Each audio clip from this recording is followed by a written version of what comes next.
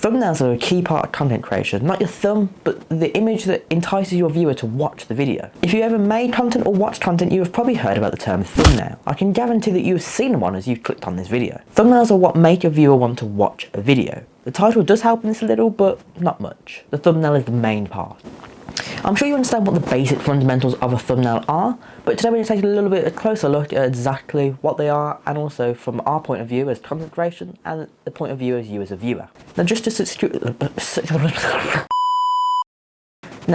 secure your understanding of what a thumbnail is, it's basically an image that's sort of like a title but in picture form. It's used to show the viewer what the video is about in a visual and exciting and creative way. Viewers only spend an average of 1.8 seconds on it, but YouTubers can spend hours making it. So it's a really important part, but 1.8 seconds doesn't seem like a lot, but in terms of brain processing time, that's actually quite a long time. As YouTubers, we have a metric that shows us how well our thumbnails perform, which is called the click-through rate. Every content creator wants a good click-through rate, also known as CTR. Click-through rate is basically the rate at which someone sees your thumbnail title and clicks on that video. There's no sort of good click-through rate, as it's been emphasised many times. I watched someone called Ed from Film Booth. He had a question on a live stream the other week, and someone asked what's a good click-through rate. Someone responded with 10%, but there's no such thing as a click-through rate. In another video, we're going to look at what warm viewers are, active viewers are, and cold viewers are, and that's to do with click-through rate. Click-through rate is normally measured by how many people are shown the video divided by the number of times clicked by 100.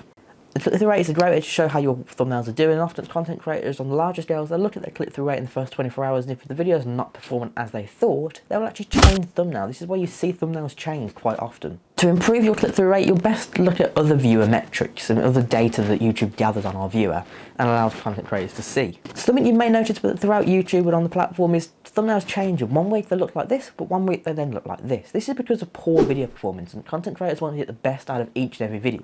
In the first 24 hours, it really shows how well that video is doing, whether it's doing good or whether it's doing really bad. So I'm going to use an example of my first video on this channel, which was what's in my camera bag. It did poorly in the first few days. However, after I changed the thumbnail to a little bit more engaging, it actually spiked to over 300 views, where it's roughly at now. So now we're going to look at how you make a thumbnail. So when deciding on the thumbnail, there are a few key ideas that we must consider. We don't want to make it too complex. Unlike the older YouTube videos, thumbnails in modern day YouTube need to be quite simple. Viewers don't want anything really that complex. And it also needs to entice the viewer to the video. So make the thumbnail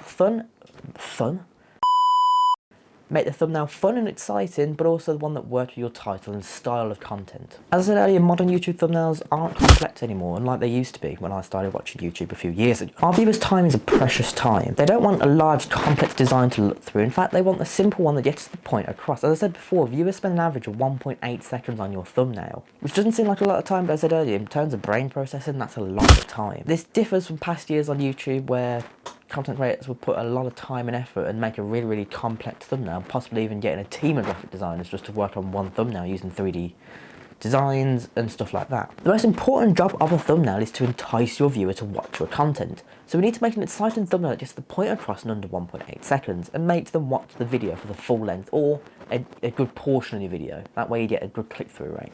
A good way to entice the viewer to watch a video, which I see commonly, is to have you holding the item that you are talking about, or about a dramatic moment in a video game. It usually helps emphasise the subject using an outline or outer like I do in my Photoshop series. If you haven't seen that series, make sure to go check it out. Or use a big arrow to point to the key item or action. That's it. Nothing really more complex than that. Now, you don't want to go too simple. You don't want to just put an image. Like, some videos you can just put an image, but most of the time you do want to add something to that image. Now, certain videos will get away with just an image and they will get millions and millions of views. Some won't. You need to think about that when you're thinking about your thumbnails. Some videos also get away with just a little bit of text on a black background. On serious, super serious videos, then they may work perfectly, but on other content, they're not going to work that well. Now, I'm going to emphasise this. You do not need professional software to make a thumbnail. I made my first thumbnails when I started YouTube years ago on some free photo editor, and now I'm obviously able to use Adobe Photoshop, and I'm lucky enough to have the access to that software. So that's tips for making a great thumbnail on YouTube. If you enjoyed this video, don't forget to subscribe and drop a like down below, and also to leave a comment. Subscribing and liking helps the YouTube algorithm and helps us reach our 2024 goal and beyond. If you want to follow me later, it's also important to subscribe.